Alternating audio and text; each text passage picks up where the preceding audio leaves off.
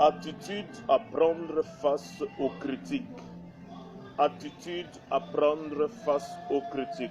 Que la paix de Dieu, notre Père Céleste, et ça la partage à moko na biso na moma oyo.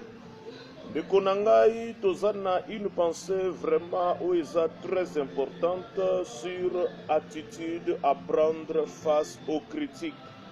Bien aimé, ba critique lelo ezoko découragé, ba critique ezoko blessé, ba critique ezoko démoralisé, ba critique vraiment ezonyokola ebele na kati ya mokili, même na kati ya ba famille, na kati ya ba assemblée de l'église, na ba place ebele.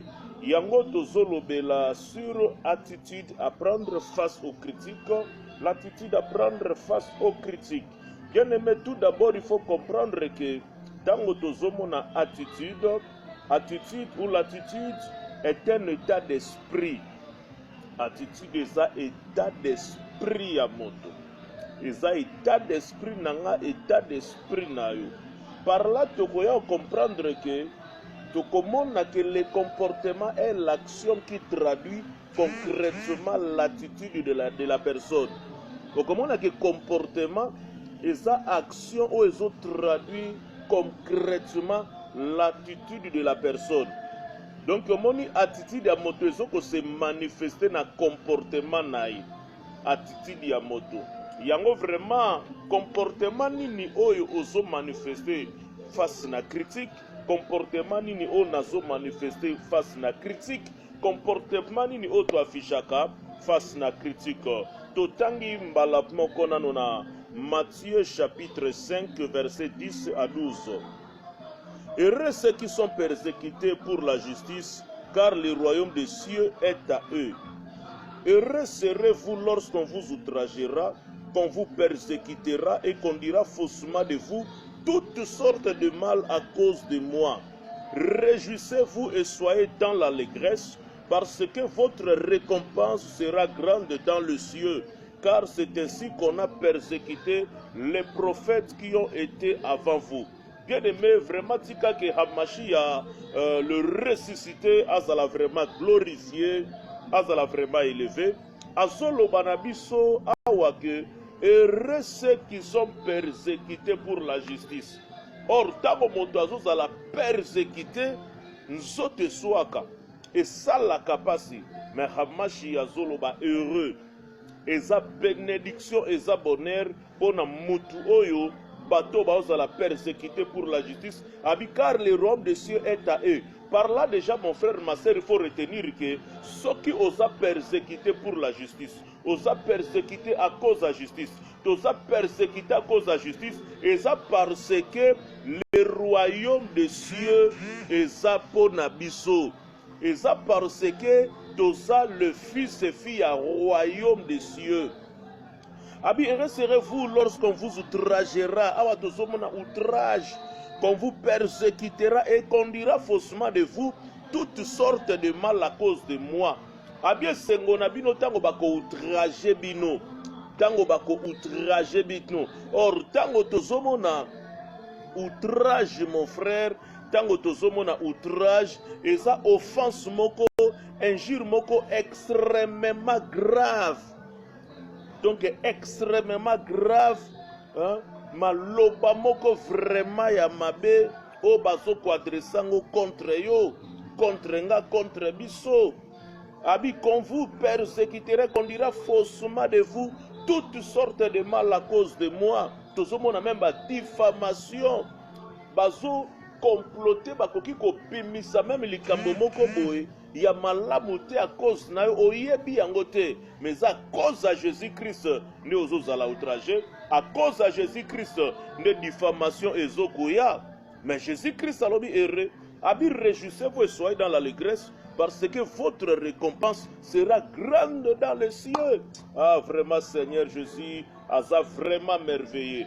Abi tozo vivre na mokili moko, tozo vivre na temps moko, oyo vraiment ba critique excessive, oyo vraiment ba jugement moko ya malamu te oyo ekozala vraiment mpona peuple na ye. Yango ndeko na ngai, l'attitude à prendre face aux critiques. Bien aimé, il faut comprendre que, sache que des critiques excessives, méchantes, sont plus pour des gens qui marchent avec Hamashia et ceux qui excellent dans leur domaine conformément aux règles d'honneur. Il faut que la critique excessive, la critique moko méchante, et ça mingi pona bato baso marcher na Hamashia. Mingi pona bato baso marcher na Hamashia, pe bato baso ko exceller na ba domaine na bango conformément na ba règle d'honneur. Vraiment que notre Père Céleste a élevé, que notre Père Céleste a glorifié. Maintenant, voici maintenant quelques attitudes à prendre face aux critiques. Quelques attitudes à prendre face aux critiques. 1. Face aux critiques, il faut avoir une conscience fidèle. Il faut retenir que face aux critiques, il faut avoir une conscience fidèle. Cela na conscience moko fidèle face à la critique. Ce comme même apôtre Paul, dans Acte des Apôtres, dans chapitre 24, verset 16, apôtre Paul a lobi boy.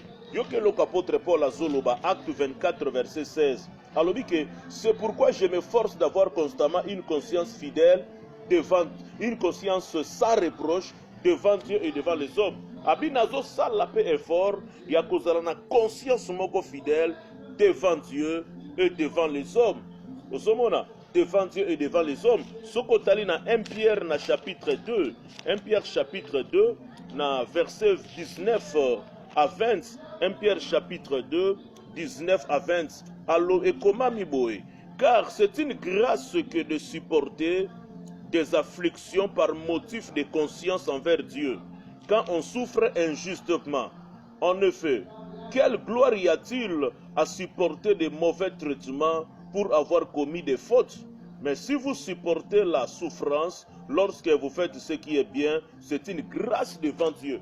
Et sa grâce devant Dieu, tant qu'on a supporté injustice, on a supporté to critique moko ya malamuté à cause de la justice, à cause de la makambo moko ya malam, à cause de la gloire de Dieu. Alors que est une grâce, c'est une grâce devant Dieu.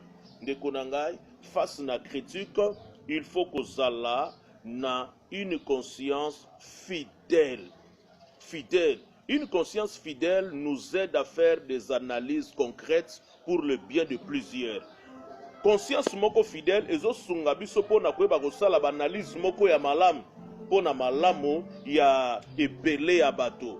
Une conscience fidèle nous aide à comprendre que notre Père Céleste veut notre victoire face aux critiques méchantes.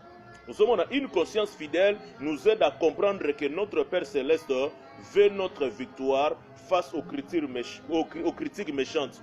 Ils ont permettre à biso, conscience fidèle, ils ont permettre à biso de comprendre que notre Père Céleste a une victoire na biso face à la critique méchante. Face à la critique méchante, aux à la décourager, face à la critique méchante, aux à la démoraliser, face à la critique méchante, aux tika kosa la malamute. Non, continuez la malamu. N'enge komami ne te laisse pas vaincre par le mal, mais surmonte le mal par le bien. Vraiment que Saint-Esprit soutenir biso. Deuxième point, face aux critiques, il faut être honnête envers soi-même, honnête envers toi-même face aux critiques. Sala honnête envers Yomoko. Na katia motema na est-ce que vous sentir que vous êtes coupable?